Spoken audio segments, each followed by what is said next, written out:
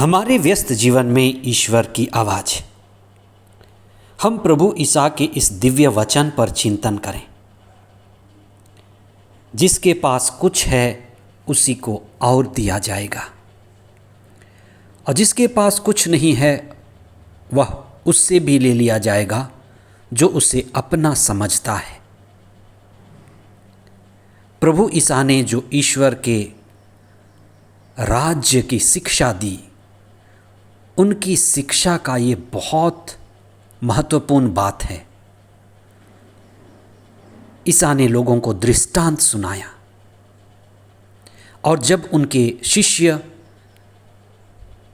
व्यक्तिगत छोटे समुदाय में उनसे मुलाकात किए तो शिष्यों ने उनसे पूछा कि आप लोगों को दृष्टांत तो सुनाते हैं, पर आप हमें उस दृष्टांत के बारे में बताते हैं। आप उनके बारे में और बताइए, हम उसके बारे में सुनना चाहते हैं, जानना चाहते हैं। आपके दृष्टांत में कुछ गहरी बातें हैं। आपके दृष्टांत में ईश्वर के राज्य के भेद हैं, रहस्य हैं। प्रशिक्षण का क्या अर्थ हो सकता है? हम इसी दृष्टांत के भेद के द्वारा स्वर्ग राज के रहस्य को समझने का प्रयत्न करें कि ऐसी क्या बात थी कि मती, पेतरुस, योहन ईसा के पीछे हो लिए। क्या बात थी कि संत पौलुस, जो पढ़े लिखे थे, प्रज्ञावान थे, बुद्धिमान थे, वे कहते हैं कि मैं सिर्फ और सिर्फ प्रभु को जानना चाहता हूँ, उसके पुनरुत्थान के रहस्य को समझना चाहता हूँ, बाद बाकी सब चीज़ें मेरे लिए कूड़ा हैं। हम इन बातों पर विशेष चिंतन करें। 22 सितंबर 2025, 25वां सामान्य सप्ताह, सोमवार। पहला पाठ नबी इज़रा का ग्रंथ अध्याय 1 पद संख्याएं 1 से 6 तक, और संत लूकस का सुसमाचार अध्याय 8 पद संख्याएं 16 से 18 तक। दुनिया ने राजा सुलेमान के रूप में सबसे बुद्धिमान राजा को देखा, जिसके लेख, जिनकी बातें, जिनकी प्रज्ञा हम पुराने व्यवस्थान में पढ़ते हैं। धर्मशास्त्र राजा सुलेमान के प्रज्ञा की बातें करती है। जब राजा सुलेमान को ईश्वर से वरदान मांगने का मौका मिला तो उसने अद्भुत वरदान मांगे थे। ना धन मांगा, ना लंबी आयु मांगी, ना कुछ शारीरिक या सांसारिक मांगा। राजा सुलेमान ने विवेक मांगी, सद्बुद्धि मांगी, इसीलिए वो महान कहा गया। उसने कहा कि प्रभु मुझे प्रज्ञा दीजिए। इसी से जुड़ा हुआ है प्रभु यीशु की शिक्षा। जिसके पास कुछ है उसी को और दिया जाएगा। इसका अर्थ है जिसके पास प्रज्ञा है उसी को और प्रज्ञा दी जाएगी, और उसी प्रज्ञा से व्यक्ति प्रकाशित होता है।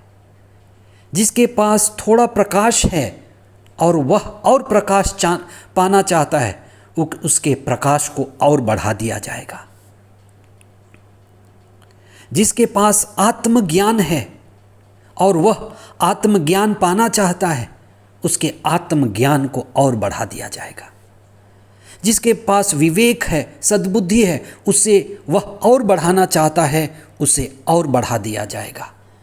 जिसके पास कुछ है उसे और दिया जाएगा, और उसके पास बहुत हो जाएगा।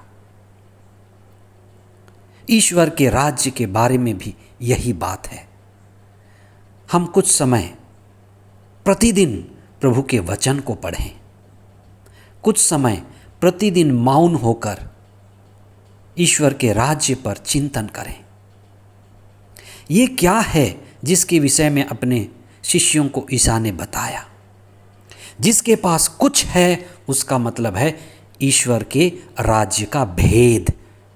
जिसके पास कुछ है ईश्वर के राज्य का ज्ञान। जिसके पास कुछ है पवित्र आत्मा की प्रज्ञा, दिव्य प्रकाश। और जो इसको बढ़ाना चाहता है, ईश्वर के राज्य के रहस्य को जानना चाहता है, उसके लिए रहस्य खुल जाएगा। ईश्वर के राज्य की बातों को समझना चाहता है, उसे समझने की शक्ति दी जाएगी। महारानी शिबा सुलेमान के पास आई और उनके वचनों को सुनी। आज के सुसमाचार में उस व्यक्ति को सबसे अमीर कहा जाएगा जो ईश्वर के राज्य के रहस्य को जानता है, ईश्वर के राज्य के प्रज्ञा के द्वारा संचालित होता है। ऐसा व्यक्ति जो पवित्र आत्मा द्वारा संचालित है। प्रभु ईसा ने संत लूकस के सुसमाचार में अध्याय 6 पद संख्या 21 में एक बात कही है। वे अपने शिष्यों से कहते थे, धन्य हो तुम जो भूखे और प्यासे हो। ये भूख और प्यास किसकी है? जिस व्यक्ति को ईश्वर के राज्य की भूख है, जिस व्यक्ति को ईश्वर के प्रज्ञा की भूख है, जिस व्यक्ति को ईश्वर के राज्य के व्यवस्था को जानने की भूख है, जिस व्यक्ति को प्रार्थना की भूख है, जिस व्यक्ति को पवित्र आत्मा की भूख है, जिस व्यक्ति को ईश्वर के संविधान जानने की भूख है, ईश्वर के राज्य को समझने की भूख है, और पवित्र आत्मा के द्वारा जो ईश्वर के राज्य में शक्ति मिलती है, सामर्थ्य मिलता है, आनंद मिलता है, उसको पाने की तीव्र इच्छा है, उस व्यक्ति को और दिया जाएगा। ईसा ने अपने शिष्यों से कहा, तुम धन्य हो क्योंकि तुमको बहुत मिलने वाला है। तुम्हें अवसर मिला हुआ है। ईश्वर के राज्य के भेद के रहस्य को जानो।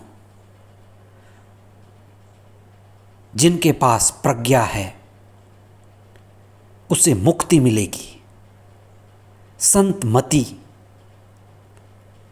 जो अच्छी नौकरी में थे, अमीर थे, उन्होंने ईसा के पीछे हो लिया। उसी तरह से पेतरुस, योहन, अंद्रेयस, ये सब ईसा के पीछे हो लिए। इनके पीछे होने का एक मूल कारण था स्वर्ग के राज्य का भेद उनको मिलने लगा था। ये बात हम संत पौलुस में भी देखते हैं, जो स्पष्ट रूप से कहते हैं कि मैं सब चीज़ों को कूड़ा समझता हूँ। इसलिए एक समय आता है जब हमें प्रज्ञा मिल जाती है, प्रज्ञा की आंखें खुल जाती हैं। संत पौलुस के प्रज्ञा की आंखें खुल गईं। हम इसी के लिए प्रार्थना करें। तब हमें मालूम होने लगता है कि ईश्वर ही सबसे बड़ा धन है। ईश्वर के राज्य के भेद को जान लेना सबसे ऊंचा ज्ञान है, आत्मज्ञान है, ईश्वरीय ज्ञान है।